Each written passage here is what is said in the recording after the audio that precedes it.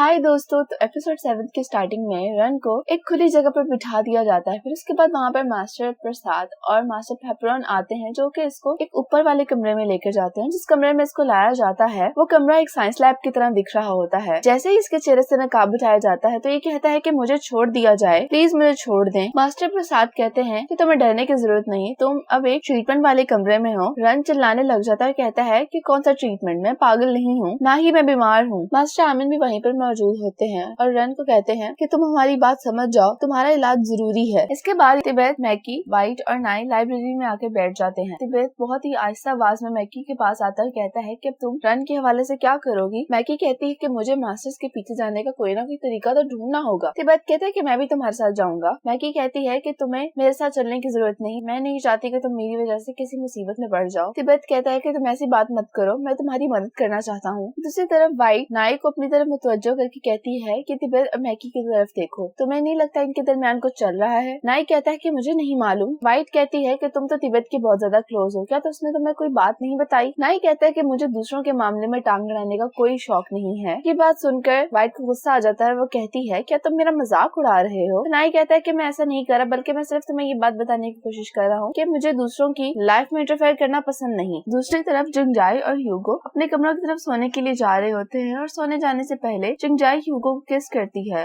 और ऐसा करते हुए मास्टर यानी दोनों को देख लेती हैं और वो इन पर आके गुस्सा करती हैं कि आखिर तुम दोनों क्या कर रहे हो, और ह्यूगो को कहती हैं कि तुम फौरन से अपने कमरे में जाओ। इसके बाद अगली सुबह सभी मीटिंग हॉल में मौजूद होते हैं और वहाँ पे मास्टर यानी ये कह रही होती हैं कि हम तुम लोगों को बहुत ज्यादा क्लोजली ऑब्जर्व कर रहे हैं, तो इसलिए हमने तुम लोगों के रूल्स में एक और रूल ऐड करने का सोचा है और ये रूल नंबर 7 है, किसी भी स्टूडेंट को होम स्कूल में रोमांटिक रिलेशनशिप रखने की इजाजत नहीं है। ह्यूगो कहता है कि ये किस किस्म का रूल है। बाकी स्टूडेंट्स भी यही कह रहे होते हैं कि आप टर्म के मिड में इस तरह का कोई रूल कैसे ऐड कर सकती हैं। फिर इसके बाद रात में सब लोग अपने रूम्स में आ जाते हैं। प्यो, जिंगजाई और फूजी एक साथ बैठी होती हैं। प्यो कहती है कि मास्टर्स ने कितना फालतू रूल ऐड किया है, भला हम किसी को अगर पसंद करने लगे तो इस पे हम क्या कर सकते हैं। जिंगजाई कहती है कि तुम बिल्कुल ठीक कह रही हो और हमने यहाँ पे रहना है, अगर हम अपने इर्द गिर्द के लोगों को पसंद नहीं करेंगे तो फिर किसको करेंगे। फूजी को इसकी बातें पसंद नहीं आ रही होती तो वो इसे कहती है कि तुम आखिर क्या कह रही हो। जिंगजाई कहती है कि तुम्हें इससे कोई मसला हो रहा है, मैं सबसे पहले तो नाई के बारे में सोच रही हूँ। अगले सुबह वाइट, नाई, क्लैंग, फेंगुंग, फूजी और जिंगजाई ये सब लोग मीटिंग हॉल में बैठकर अपनी असाइनमेंट के लिए स्टडी कर रहे होते हैं। फूजी और जिंगजाई टेबल के एंड पे बैठे होते हैं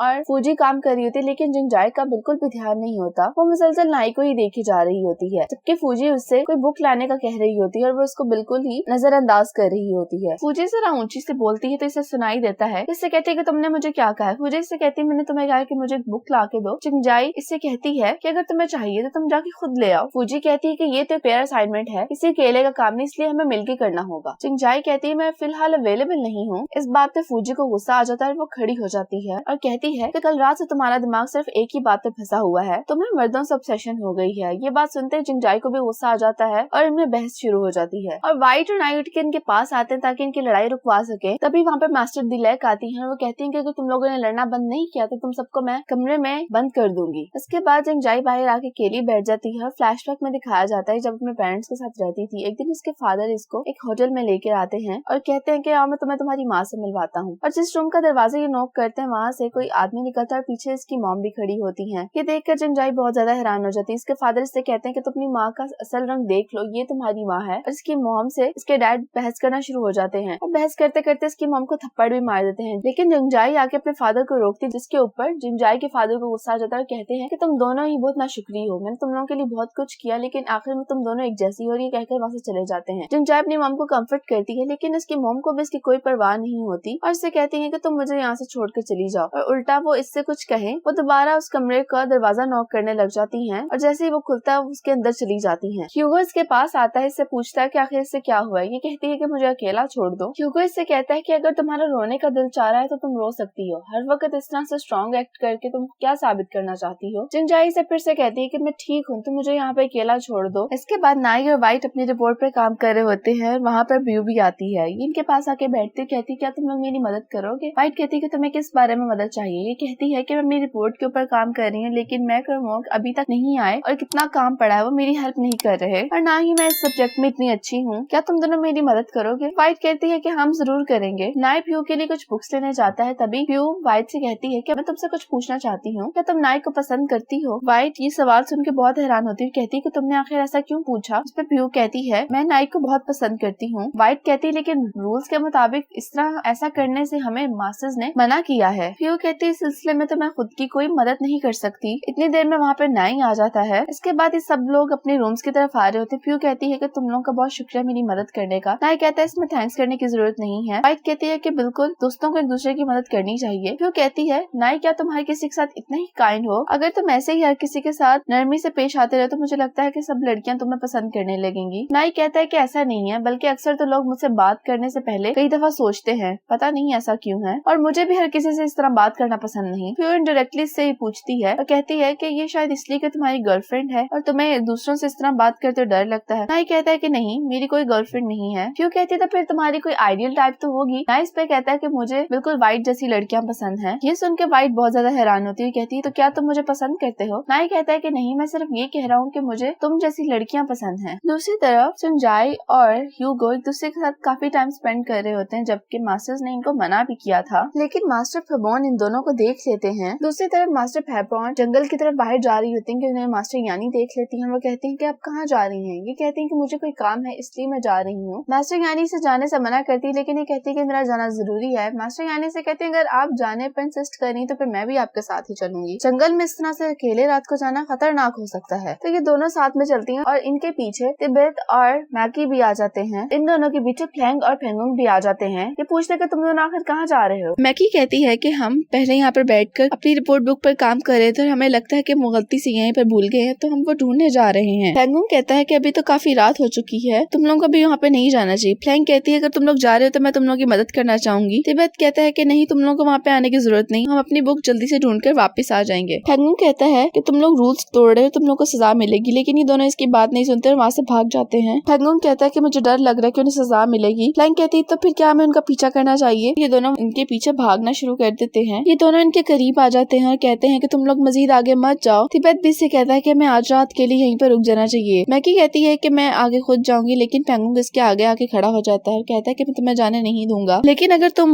आगे जाना चाहती तो मैं भी तुम्हारे साथ जाऊंगा। फ्लैंग कहती है हाँ मैं भी तुम्हें ज्वाइन करूंगी। इस तरह से मैकी को सरेंडर करना ही पड़ता है और ये लोग वापस चले जाते हैं। दूसरी तरफ सब रात को रूम में सो रहे होते हैं कि तभी हेड मास्टर यानी गर्ल्स के रूम में आती हैं और चिंगजाई को उठाकर अपने साथ जबरदस्ती ले जाती हैं। जब इसको बाहर लेके जाया जा रहा होता है तो वहाँ पर ह्यूगो पहले से ही बैठा होता है। हेडमास्टर कहती है तुम दोनों को यहाँ पे इसलिए लाया गया क्योंकि तुमने होम स्कूल का रूल 7 तोड़ा है, जो कि ये था कि तुम लोग को मना किया गया था किसी किस्म के रिलेशनशिप में आने से। ह्यूगो कहते हैं कि किस किस्म का बकवास रूल है, आप लोग इस तरह की पाबंदी नहीं लगा सकते। मास्टर यानी कहती है ठीक है, अगर तुम दोनों एक दूसरे को इतना ही पसंद करते हो तो एक दूसरे के साथ ही रहो। मास्टर फेबॉन इन दोनों को लॉक करने के लिए कमरे में ले आता है, लेकिन ह्यूगो मास्टर को धक्का दे देता है और चिंगजाई भी उसको मार पीट देती है। ये दोनों मास्टर से कमरे की चाबियां लेकर मास्टर को कमरे में लॉक करके खुद वहाँ से निकल जाते हैं और ये दोनों वहाँ पे खड़ी गाड़ी में बैठकर वहाँ से भाग जाते हैं। उसके बाद चिंगजाई ह्यूगो से कहती है कि हमें कितना टाइम हो गया, हम इसी तरह से घूम रहे हैं। ह्यूगो कहता है कि तुम रिलैक्स रहो, हमें कोई ना कोई रास्ता तो मिल जाएगा। फिर थोड़ी देर बाद चिंगजाई ह्यूगो को कहती है कि हम इस रास्ते से पहले गुजर चुके हैं, मुझे लगता है हम सर्कल्स में घूम रहे हैं। ह्यूगो कहता है कि मुझे समझ नहीं आ रही कि आखिर अब क्या होगा, ये जगह तो बिल्कुल ही कोई भूल भुलैया की तरह है। और थोड़ी ही देर बाद इनकी गाड़ी का पेट्रोल खत्म हो जाता है तो इनको गाड़ी से उतरना पड़ता है। थोड़ा आगे आने पे इनको एक गाड़ी दिखाई देती है और वो पुलिस की कार होती है। ये हाथ के इशारे से गाड़ी को रोकते हैं। पुलिस वाला कहता है कि तुम लोग इतनी रात को यहाँ पे क्या कर रहे हो? चिंगजाई पहले सारी बात बताने लगी थी, लेकिन ह्यूगो इसे मना करता है। खुद आके कहता है कि हम लोग अपने टाउन की तरफ जा रहे हैं, लेकिन हमारी गाड़ी का पेट्रोल खत्म हो गया और ना ही कोई मोबाइल सिग्नल है यहाँ पे, तो क्या आप हमें हमारे टाउन तक छोड़ सकते हैं? तो पुलिस वाले ने कहता है कि आप लोग जाके गाड़ी में बैठ जाएं। ये सुनते ही दोनों बहुत ज्यादा खुश होते हैं, गाड़ी में बैठ जाते हैं। ये लोग काफी देर से गाड़ी में बैठे होते हैं। ह्यूगो चिंगजाई को कहता है कि मुझे कुछ गड़बड़ लग रही है, तो चिंगजाई बहाना करती है, कहती है कि मेरे पेट में दर्द हो रही है, आप गाड़ी को थोड़ी देर के लिए रोक सकते हैं। लेकिन वो पुलिस ऑफिसर इनकी बात पर जरा भी कान नहीं धरता और गाड़ी को बस चलाई जा रहा होता है। और बिलाखिर वो पुलिस ऑफिसर इन्हें घुमा फिर आकर दोबारा से होम स्कूल छोड़ जाता है और वो मास्टर आमिन को जानता था। इसके बाद जिस कमरे में रन को कैद किया होता है वहाँ पर मास्टर आमिन जाते हैं इसके लिए खाना लेकर। कहते हैं कि तुम्हारा पसंदीदा खाना है। रन कहता है कि मुझे सब कुछ नहीं चाहिए, बस मुझे आप ये बताएं कि आप मुझे यहाँ से कब आजाद करेंगे। मास्टर आमिन कहते हैं तुम्हें तभी यहाँ से रिहाई मिलेगी जब तुम पुराने वाले रन बन जाओगे। तो कहता है कि मुझे कुछ नहीं हुआ, इससे अच्छा तो आप मुझे कत्ल ही कर दें और इसी तरह से आपको अपना पुराना रन वापस मिल सकता है। 1 वीक के बाद का दिखाया जाता है जहाँ पर चिंगजाई और ह्यूगो को बंद करके रखा होता है। इन दोनों से पूछा जाता है क्या तुम लोगों को अपनी गलती का एहसास हो गया? तो फौरन ही गिड़गिड़ा कर माफी मांगने लग जाते हैं। कहते हैं कि हमें अपनी गलती का एहसास हो गया है और अपने आप को बदलने मिल लेंगे। तो मास्टर आमिन कहते हैं कि तुम लोग अब गिड़गिड़ा रहे हो, मुझसे माफी की भीख मांग रहे हो, इसका मतलब तुम लोग सिर्फ यहाँ से निकलने के लिए ऐसा कर रहे हो। असल में तुम लोगों ने अपने आप को नहीं बदला, तो इसलिए मैं तुम लोगों को यहाँ पर मजीद बंद करके रखूंगा। अपने रूम में जाने के बाद मास्टर आमिन मास्टर पेपॉन को बुलाते हैं, कहते हैं वक्त आ गया है कि अब हम लिजर्ड गेम को स्टार्ट करें। मास्टर पेपॉन कहती हैं कि बहुत जल्दी है और मुझे नहीं लगता कि स्टूडेंट्स अभी इसके लिए रेडी होंगे। मास्टर आमिन कहते हैं कि इस जन को तुम अंडर एस्टिमेट मत करो, ये लोग बहुत तेज हैं। इसके बाद तमाम स्टूडेंट्स को बाहर ग्राउंड में बुला लिया जाता है। ये लोग सब वहाँ पे पहुंच जाते हैं। वहाँ पे एक टेबल पर एक पुराना टेलीफोन पड़ा होता है। ये सब लोग क्यूरियस होकर उस टेलीफोन को देख रहे होते हैं। तभी मास्टर पेपॉन अनाउंसमेंट कर रही होती है कि आज मैं तुम लोगों को एक मजेदार गेम खिलाना चाहती हूँ और इस गेम का नाम है लिजर्ड गेम। और कहती है कि तुम लोग को टेबल पे बड़ा टेलीफोन नजर आ रहा है और अब मैं तुम लोग को रूल्स बताती हूँ। तुम लोग को एक एक करके फोन कॉल उठानी है और तुम लोग इससे ये जान पाओगे कि तुम्हें कौन सा एनिमल असाइन किया गया है। तुम में से ही कोई एक लिजर्ड बनेगा और जो भी कोई लिजर्ड बनेगा उसके पास ये पावर होगी कि वो दूसरों को ऑर्डर दे सके। वो लिजर्ड उनसे कुछ भी करवा सकती है, लेकिन लिजर्ड को खुद को रिवील नहीं करना और दूसरे एनिमल्स की रिस्पॉन्सिबिलिटी के उनको लिजर्ड को ढूंढना है। ये गेम तब खत्म होगी जब तुम में से कोई लिजर्ड को ढूंढ लेगा, लेकिन ये गेम 3 दिन तक चलती रहेगी। पूजा कहती है अगर हम ये गेम ना खेलना चाहें तो मास्टर पेपॉन कहती हैं कि अगर तुम लोग ये गेम नहीं खेलोगे तो तुम लोगों ने जो अपनी फैमिली को लेटर्स लिखे थे उसके बारे में तुम लोग को अपडेट नहीं किया जाएगा। जीन कहता है कि मुझे ये गेम नहीं खेलनी। तभी मास्टर पेपॉन स्पीकर से बोल रही होती है, कह रही होती है कि अगर तुम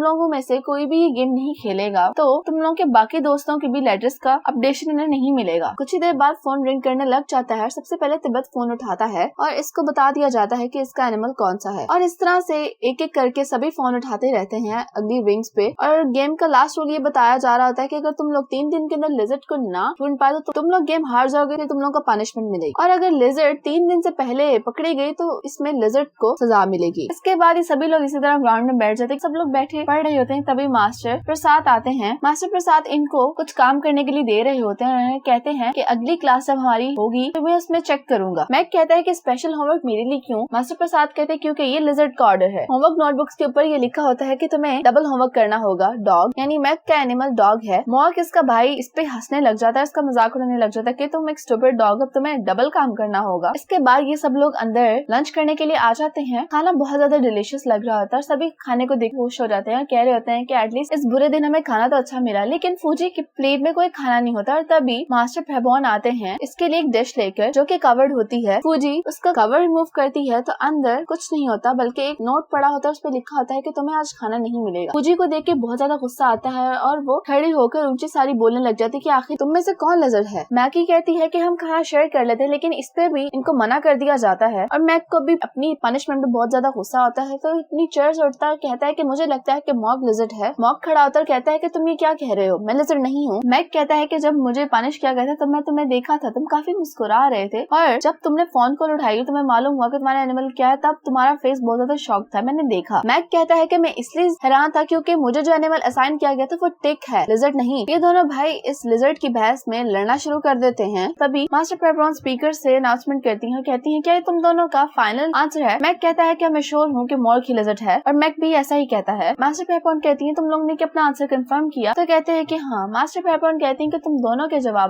गलत हैं और इन दोनों को सजा मिलती है। ये सजा होती है कि जब तक ये गेम खत्म नहीं हो जाएगी इन्हें लॉक कर दिया जाएगा। इसके बाद वाइट, मैकी, नाय और तिब्बत बाहर बैठकर बातें कर रहे होते हैं। तभी मास्टर टिलैक इनके पास आती हैं और वाइट और मैकी को एक एक एनवलप दे देती हैं। उस पे इन दोनों का नाम लिखा होता है। कहती हैं कि मुझे लिजर्ड ने कहा है कि तुम दोनों को ये दे दूं। उस पे मैकी कैट होती है, पे लिखा होता है कि तुम आज के लिए जेनेटर हो और वाइट डियर होती है, उस पे भी यही लिखा होता है कि तुम जेनेटर हो, यानी इन दोनों को सफाई का काम करना होगा। ये सारा होम स्कूल साफ करेंगी। मीटिंग हॉल की सफाई कर रहे होते हैं। तभी मैकी वाइट को कहती है कि तुम डियर हो, मैं कैट हूँ। और मैकी तिब्बत और नाई से भी पूछती है कि आखिर उनका एनिमल क्या है। तिब्बत कहता है कि मैं लायन हूँ और नाई कहता है कि मैं एक शार्क हूँ। वहाँ पे लगे ब्लैक बोर्ड पे जाके ये सबके एनिमल्स लिखना शुरू कर देती है जिन जिन के मालूम है। ये अपना चारों के लिखने के बाद कहती है कि हम 7 हो गए और हम 7 में से कोई भी लिजर्ड नहीं। तिब्बत कहता है बाकी जो बचे वो हैं फैंग, फ्यू, चीन और फेंगुंग और हमें इनके एनिमल्स नहीं मालूम, यानी इनमें से ही कोई एक लिजर्ड है। इसके बाद रात हो जाती है, सब लोग सो जाते हैं। तभी मास्टर चैंप आते हैं फेंगुंग के पास और कहते हैं कि अब तुम्हारे भागने का वक्त हो गया। और वो अपने साथ लिजर्ड का ऑर्डर लाए होते हैं। उस पे लिखा होता है कि रैबिट तुम्हें 2 घंटों तक भागना होगा। और उसी दौरान मास्टर चैंप नाय और तिब्बत को भी उठाते हैं। तुम लोग भी उठो, तुम लोगों को भी सजा मिलेगी क्योंकि तुम लोगों ने वाइट और मैकी की मदद की थी। दूसरी तरफ फ्यू को भी गर्ल्स में से ये ऑर्डर मिला होता है। अब ये चारों ही रात के इस वक्त भाग रहे होते होते हैं। अगले दिन तिब्बत और मैकी दोनों लाइब्रेरी में बैठे होते हैं। जो बुक्स पढ़ रहे होते हैं उनके बीच में एक नोट होता है जो कि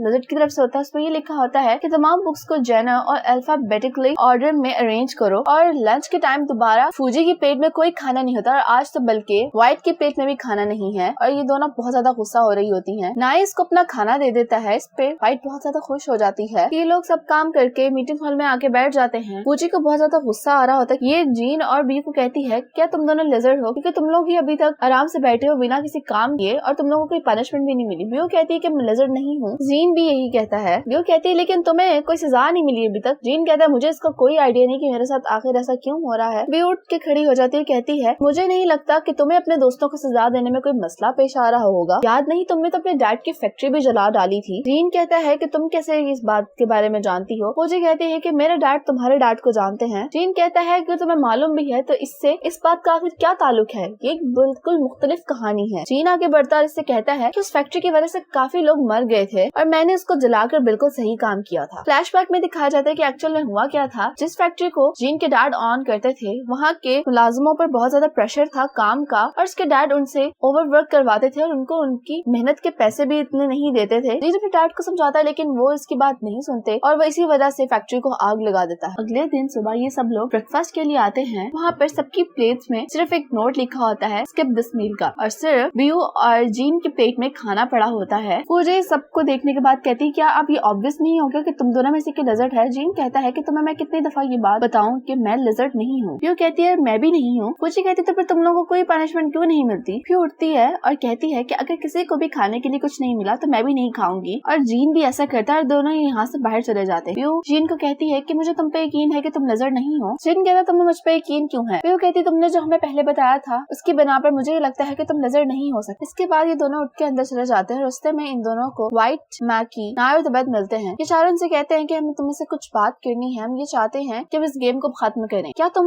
लोग हमें अपना एनिमल बता सकते हो। बियो हॉर्स होती है और जीन रैट। इसके बाद रात में ये चारों बैठ जाते हैं। उन्हें नोट डाउन कर स्ट्रेटेजी बना रहे होते हैं कि किस तरह से ये लोग लिजर्ड तक पहुंचे। तिब्बत कहता है अब सबके एनिमल्स हमें मालूम हो गए हैं लेकिन फिर भी हम में से कोई भी लिजर्ड नहीं है। व्हाइट कहती है यानी हम में से कोई झूठ बोल रहा है। व्हाइट कहती है लेकिन बियो और जीन के हॉर्स और रैट होने का हमारे पास कोई सबूत नहीं है। क्या पता ये दोनों ही झूठ बोल रहे हो। नाई कहता है क्या पता किसी ने खुद को जानबूझकर सजा दे दी हो ताकि वो कंफ्यूजन क्रिएट कर सके। मैकी कहती है हाँ और इस तरह से हमारे पास दो सस्पेक्ट हैं जीन और बियो। ये सब लोग हर किसी पे डाउट कर रहे होते हैं। नाई कहता है अब देखो हम सब पे शक कर रहे हैं और दूसरी तरफ मास्टर पेपरॉन बैठ के एंजॉय कर रही होंगी। मैकी कहती है कि नाई तुम बिल्कुल ठीक हो, तुमने जो कहा वो बिल्कुल सही कहा। हम सब लोग एक दूसरे पर शक करने लगे हैं और सबसे करीब देखो लिजर्ड के कौन है, वो हम में से कोई भी नहीं है। क्या पता यहाँ पे शुरू से ही कोई लिजर्ड ना हो। व्हाइट कहती है कि अगर कोई लिजर्ड नहीं तो मास्टर आखिर ऑर्डर कैसे दे रही है। नाई कहता है कि मैं समझ गया, मास्टर पेपरॉन चाहते थे कि हम दूसरे को डाउट करें। मैकी कहती है कि बिल्कुल और ये ऑर्डर्स मास्टर्स की तरफ से ही आ रहे हैं। अगली सुबह ये सब लोग मास्टर पेपरॉन को बुला के लाते हैं और कहते हैं कि हमने लिजर्ड को ढूंढ लिया। मास्टर पेपरॉन कहती तुम लोगों के पास जवाब देने का सिर्फ एक ही चांस है तो इसलिए अपना जवाब सोच समझ के देना। मैकी कहती है कि हमारा जवाब ये है कि लिजर्ड आप खुद ही हैं मास्टर पेपरॉन। मास्टर पेपरॉन कहती है तुम लोगों को ऐसा क्यों लगता है। तो बारी बारी सब लोग जवाब देते हैं जो इनके साथ हुआ और उनकी बुना पे ये लोग इस नतीजे पे पहुंचे कि खुद मास्टर पेपरॉन लिजर्ड हैं। मास्टर पेपरॉन थोड़ा सोचने के बाद तालियां बजाना शुरू हो जाती हैं। कहती हैं कि तुम लोग का जवाब बिल्कुल दुरुस्त है। क्यों कहती है अब आप हमें हमारे घर से जो लेटर्स आए हैं उनके बारे में बताएं। मास्टर पेपरॉन कहती है कि जब सब इकट्ठे हो जाएंगे तब मैं तुम लोग को बताऊंगी। सभी स्टूडेंट्स आ जाते हैं और इस बार ह्यूगो और जिंगजाई को भी भेज दिया जाता है। इसके बाद मास्टर पेपरॉन आती हैं। फ्लैंक कहती है कि हमारे लेटर्स कहाँ पे आए। मास्टर पेपरॉन कहती हैं कि जो बॉक्स है इसी में तुम लोग के जवाब है। फ्लैंक फौरन से उठ के जाती है, वो बॉक्स खोलती है लेकिन वो तो बिल्कुल खाली होता है। ये लोग कहते हैं कि लेटर्स कहाँ पे हैं। मास्टर पेपरॉन कहती है यहाँ पे तो कभी लेटर थे ही नहीं क्योंकि तुम में से किसी की भी फैमिली ने तुम लोग के लिखे हुए खतों का जवाब नहीं दिया। क्यों कहती है कि ऐसा नहीं हो सकता, मेरे डैड ऐसा कभी नहीं कर सकते, वो यकीनन मुझे जवाब देते। मास्टर पेपरॉन कहती है ऐसा भी हो सकता है कि तुम लोगों के लेटर्स कभी भेजे ही ना गए हों या फिर लिजर्ड तुम लोगों के लेटर्स तुम लोगों की फैमिली से छुपाए रखे हुए है। और ये कहकर मास्टर पेपरॉन वहाँ से चली जाती है और यहीं पर एपिसोड 8 खत्म हो जाती है।